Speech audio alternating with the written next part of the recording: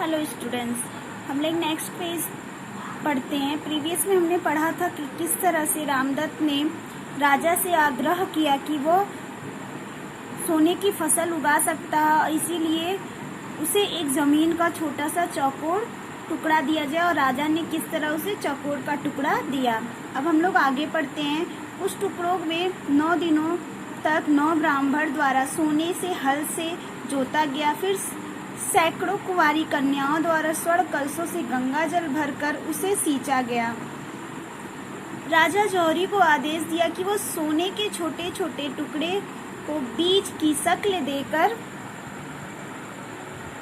तैयार करे और इस प्रकार सारी तैयारी कर ली गई। अब राज्य के प्रधान पुरोहित जो थे वो शुभ मुहूर्त निकाले। फिर दूर दराज के इलाकों एवं नगरों से नागरिकों की भीड़ राजमहल में एकत्र हो गई, यह देखने के लिए कि कैसे सोने की फसल उगाई जाती है।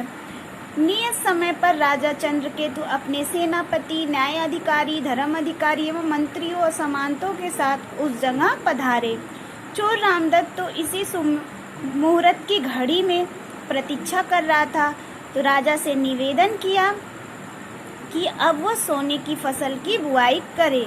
साथ ही साथ उसने यह भी निवेदन किया, अगर किसी ने जीवन में एक बार भी झूठ नहीं बोला है, उसी को द्वारा यह फसल उगाई जाएगी, अन्यथा यह सारा प्रयत्न बेकार चला जाएगा। किसने कहा था? रामदत्त ने कहा था। रामदत्त ने कहा, अगर अपने जीवन में आपने कभी झूठ नहीं बोला है, तभी इस फसल को उगाया जाएगा, तभी इस फसल से अनाज निकलेगा। राजा चंद्रकेतु ने बड़ा हुआ हाथ रोक लिया। क्यों रोक लिया? वो बोले, नहीं, बचपन में मैंने एक बार चोरी करके मिठाई खा ली थी।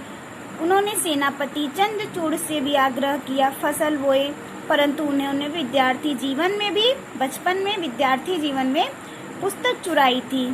इसके बाद धर्माधिकारी, प्रधानमंत्री, राज दरबारियों से भी उन्होंने निवेदन किया, लेकिन उन्होंने भी मुकर गए। कोई भी व्यक्ति ऐसा ना था जिसने अपने जीवन काल में कुछ भी ना चुराया हो। राजा ने भीड़ की ओर देखा और आग्रह किया, ऐसा कोई व्यक्ति है जो सामने आए जिसने चोरी नहीं किया है। नेक्स्ट पेज पढ़ते हैं। 22। कोई व्यक्ति सामने आए। अब तो बड़ी विकट स्थिति में उत्पन्न हो गई। यह बात सबके सामने प्रमाणित हो चुकी थी कि राजा से लेकर आम प्रजा तक सबके सब चोर हैं। कोई छोटा चोर है तो कोई बड़ा चोर है। तो रामदत्त आगे आकर बोला, प्रजाजनों एवं सभासदों, मतलब सभी लोग सुनिए, हे प्रजाजनों और सभासदों, आप के राजा चोर हैं। सेनापति, धर्माधिकारी, न्यायाधिकारी, मंत्रीगण, खुद आप लोग भी चोर हैं। चोरों की जमात का एक आदना सा सदस्य यह गरीब रामदत्त की ही क्यों फांसी चढ़े। मतलब राजा से रामदत्त आग्रह करता है कि सभी, राजा से लेके प्रजा तक सभी चोर हैं, तो मैं ही क्यों फांसी पे चढ़ूं। मैंने नगर के सेठ के घर में चोरी करने की कोशिश की थी, मगर मैंने चोरी नहीं की। यह करने की वजह यह थी कि मैं 3 दिन से भूखा था।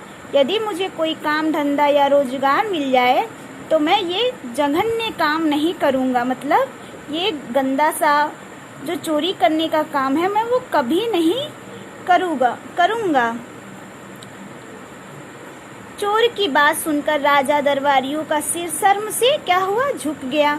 उनकी बोलती भी बंद होगी। रामदत्त को मुक्त कर दिया गया और उसे व्यापार करने हेतु 100 स्वर्ण मुद्राएं भी प्रदान की गई। कुछ ही दिनों में रामदत्त मिथिला नगरी का एक सम्राट मिस होता है, प्रतिष्ठित बनकर सुखपूर्वक जीवन बिताने लगा। व्यापारी, ठीक है, प्रतिष्ठित व्यापारी बनकर सुखपूर्वक जीवन बिताने लगा। तो हमें क्या एजुकेशंस मिलती हैं? हमें चतुराई से प्रत्येक कार्य करना चाहिए। आई होप कि ये चैप्टर भी आपको अच्छे से समझ में आया होगा। सोने की फसल। Chapter number 3।